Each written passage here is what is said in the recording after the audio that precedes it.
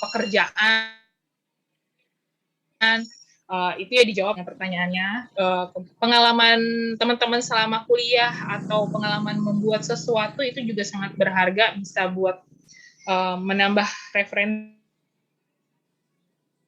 teman-teman pada saat interview, kurang lebih seperti itu.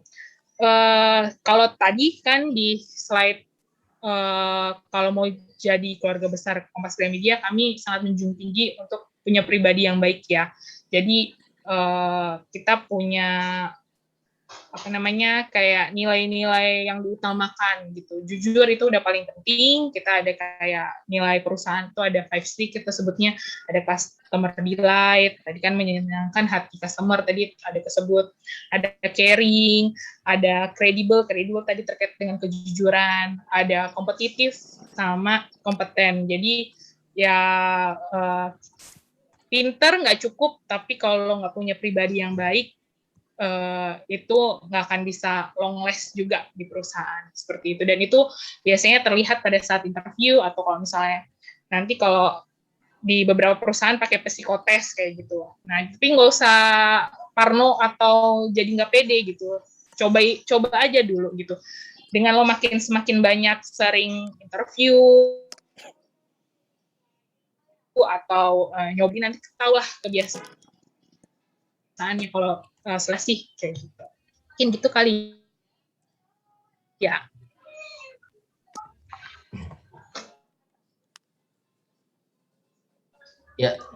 Ya, pertanyaan berikutnya dari Faisal. Bentar, dari siapa nih lengkapnya? Dari Faisal Aji Wibowo. Ini yang tadi disampaikan ke Pak Taufik sebelumnya ya. Tentang magang, Bu. Apakah? Oke, magang ya tadi ya. Tadi kan ada pertanyaan magang sama beasiswa kali ya. Mungkin saya cerita dulu.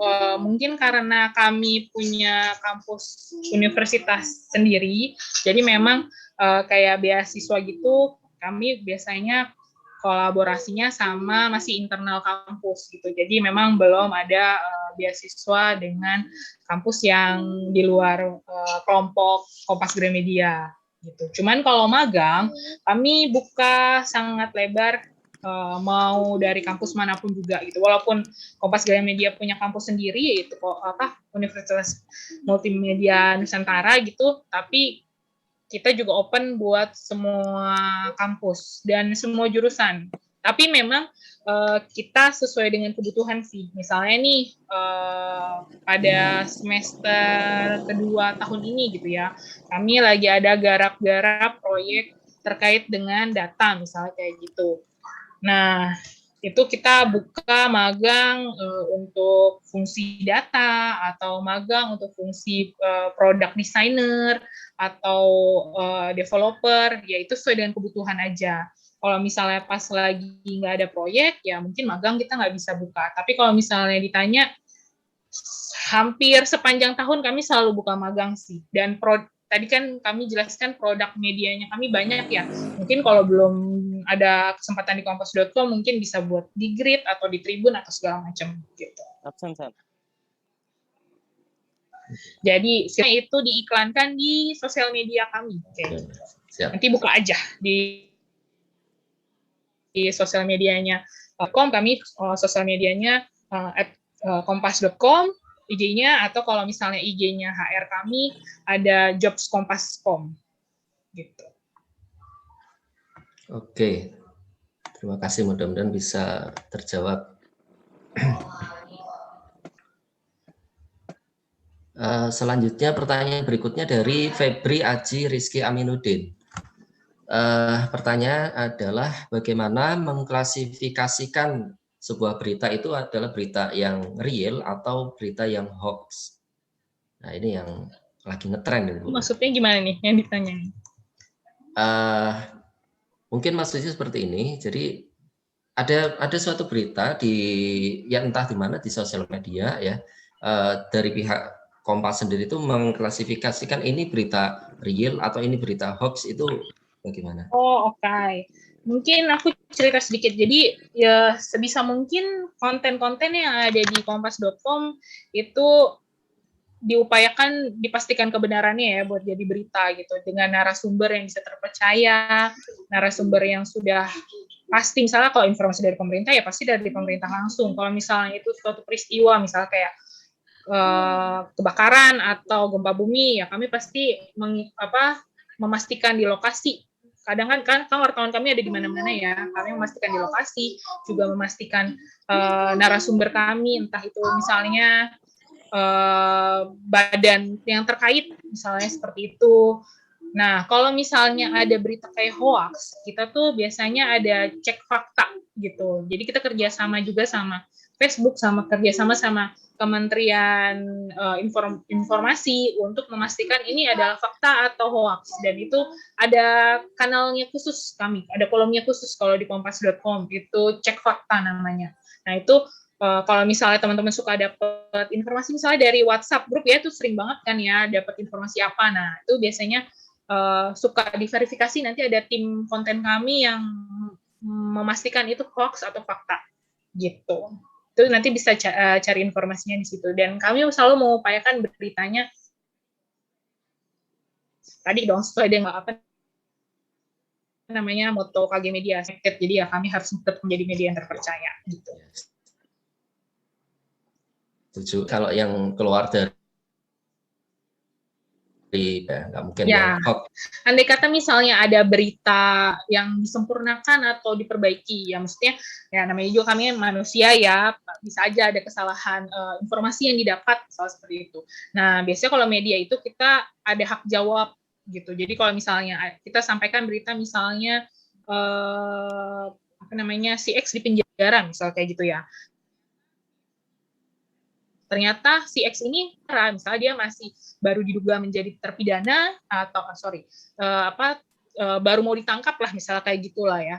Nah, itu biasanya dari pihak si X itu bisa mengajukan hak jawab ke media. Nah, nanti dari media akan melakukan klarifikasi.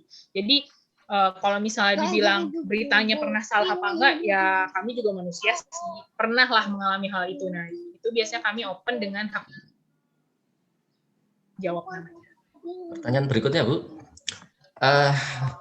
Dari Miftahul Mubarok, bagaimana dari tim media Kompas mengetahui yang mengakses media itu laki-laki atau perempuan, bagaimana caranya, kemudian bagaimana juga untuk memfilter umur mengakses tersebut. Ini Bapak satu-satu mungkin ya, tadi pengen tahu kalau medianya yang akses perempuan atau laki-laki, pertanyaannya ya. Kan kalau gini, ini kita tuh pasti ada datanya lah gitu. Apalagi kalau digital, kalau digital semuanya kan tercatat dan record ya. Kalau media cetak kerjasama sama data riset misalnya kayak gitu. Tapi semua informasi terkoneksi nih. Jadi misalnya siapa yang mengakses kompas.com dari handphone siapa, dari PC-nya di sebelah mana, itu kan semua sekarang kebaca lah kalau digital, nggak bisa bohong gitu. Jejak digital itu pasti ada. Sehingga sangat bisa terbaca pembaca pria atau wanita gitu. Apalagi sekarang kan ada modelnya pakai akun atau login seperti itu kan. Dan kita juga membaca kebiasaan kayak misalnya kalau tadi yang teman-teman sempat simak ada visible gitu. Kita jualan iklan berdasarkan performance. Jadi kalau klien mau pasang iklan, kita akan sarankan sesuai dengan kebiasaannya si pembaca. Misalnya kalau teman-teman punya handphone misalnya biasa beli belanja online di Tokped misalnya gitu, lagi nyari handphone atau lagi nyari gadget.com, iklannya pasti yang serupa barang yang dicari. Nah, itu maksudnya. Jadi kita sekarang iklan itu kalau udah digital itu sangat bisa tepat sasaran gitu. Jadi nggak main asal iklan atau ngeblas iklan aja, tapi sesuai dengan kebutuhan si customer-nya. Karena itu semua terekam semua kan jejaknya di digital. Gitu. Mungkin teman-teman informatika ini pasti udah lebih jago lah ya memahami hal yang seperti itu. Nah, hal-hal yang kayak gitu itulah yang sekarang sedang dikembangkan dan sangat digemari. Jadi kalau teman-teman mau belajar digital performance, nah yang seperti itu didalemin lah, karena kita nyari SDM yang mengerti terkait dengan hal tersebut. Gitu. Tadi pertanyaan keduanya apa ya, Mas Taufik ya, maaf. Oh, pertanyaan berikutnya, bagaimana memfilter umur mengakses? Umur sekian gitu. Memfilter untuk apa maksudnya, Mas? Usia yang mengaksesnya. Oh, mungkin ini saya nggak bisa menjawab secara persis kali ya. Mungkin malah tadi Mas Taufik membantu karena dia dari tim divisi data ya. Karena semua udah ada toolsnya sih. Kami kayak misalnya kayak berita kita pakai Google Analytics. Dari Google Analytics itu terinfo semua tuh yang akses berita, ini berita yang lagi heboh, ini yang berita lagi rame di Google, ini lagi berita yang lagi banyak dicari. Itu salah satu tools yang dipakai lah buat teman-teman redaksi buat menggarap konten. Dan di situ juga dari Google Analytics itu juga kita mendata siapa aja sih yang mengakses, usia, dari kota mana saja, dari kota ini suka baca apa aja. Itu salah satu tools yang kita pakai di Google Analytics. Tapi selain Google Analytics, setauku dari tim data atau tim teknologi di KG punya tools dan cara yang lainnya gitu. Yang mungkin saya juga nggak bisa tahu ya istilahnya apa gitu. Di toolsnya, karena kan saya bukan orang teknis gitu, tapi dari HR. Oke. Begitu Mas Taufik. Ya, mudah-mudahan bisa terjawab ya. Kalau misal nanti belum puas dari penanya, nanti silakan penanya bisa langsung sampaikan nanti ke saya biar nanti saya ke kembaran saya. Mungkin ditampung dulu kali ya pertanyaannya. Nanti ada pertanyaan yang belum terjawab, mungkin bisa dikumpulkan, bisa dikomunikasikan ke Mas Taufik gitu ya. Ya, siap. Selanjutnya dari Rizky Dwi Saputra. Ya, ini mohon maaf saya kurang bisa menangkap ini maksudnya apa ya. Ini ada tanda tanya tapi tidak ada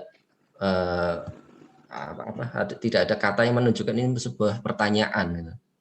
Oleh karena itu baiknya ini biar yang bersangkutan bertanya secara langsung aja ya. Silakan Rizky Dwi Saputra. Mohon. Soal CMS bukan ya? Iya, CMS. Itu CMS-nya untuk membuat semua konten di KG. CMS itu istilah kami sih CMS, cuma nanti aplikasinya itu akan dikasih namanya mungkin beda-beda.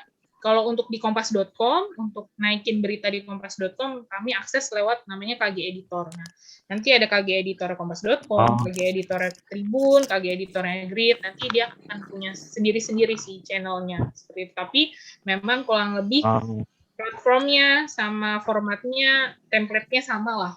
Biasanya sih seperti itu. Apakah itu cukup menjawab? Iya gitu Bu maksudnya. Sudah cukup menjawab. Oke. Oke, ada lagi yang mau bertanya secara langsung? Silakan bisa raise hand. Karena kita waktunya masih cukup ya, sekitar 1/4 jam lagi. Oke, ada lagi pertanyaan nih. Dari Febri Aji Rizky Aminuddin lagi nih. Apakah Kompas sendiri milik BUMN atau swasta?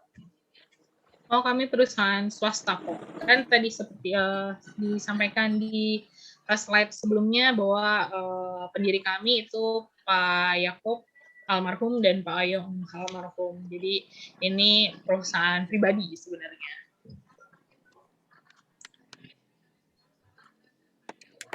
Ya, silakan yang lain barangkali ada yang bertanya.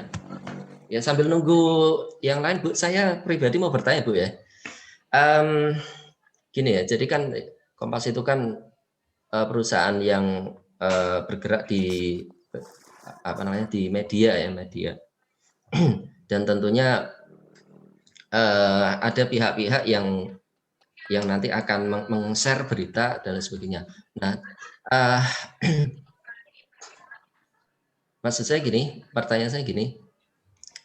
Jadi apakah di Kompas sendiri juga ada bagian editor, Bu, seperti editor yang mengedit ini kalimatnya itu sudah sesuai dengan SPOK atau sesuai dengan kaidah bahasa Indonesia atau bagaimana? Iya, tentunya ada sih, cuman untuk tim khususnya kita nggak terlalu banyak. Jadi untuk membuat konten sampai akhirnya naik gitu kan memang berangkatnya dari teman-teman reporter yang di lapangan. Nah, teman-teman reporter menggarap tulisan lalu diedit, dibuat ya, tapi sebenarnya reporter di lapangan tetap harus memahami SPOK lah, standar menulis yang baik juga tetap harus sudah dimiliki lah di teman-teman reporter. Jadi nggak boleh nulis salah-salah juga, walaupun ada tim editornya juga. Nanti tim editornya yang akan lebih tepat gitu, kayak misalnya kan mungkin di lapangan informasi beritanya ada 1, 2, 3 gitu, tapi bisa jadi itu 1, 2, 3 konten tersebut digabung jadi satu atau dipecah-pecah lagi lebih rigid, lalu nanti judulnya dibuat yang lebih menarik, lalu nanti mengarahkan juga teman-teman reporter yang di lapangan coba cari informasi lebih lanjutnya terkait dengan ini dan segala macam. Nah, itu memang ada tim editor yang bertanggung jawab untuk memastikan konten ini sudah siap naik. Seperti itu.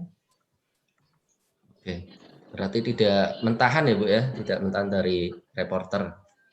Ya, enggak. Cuman ya ada beberapa reporter kami yang pinter-pinter lah, yang udah tes, istilahnya sebutnya press klar ya. Jadi dia sudah misalnya ada berita cepat atau yang sudah senior lah ya di lapangan, itu bisa juga tulisannya langsung upload dan langsung naik juga di website seperti itu. Oke. Ya, oke, silakan ada lagi yang mau bertanya?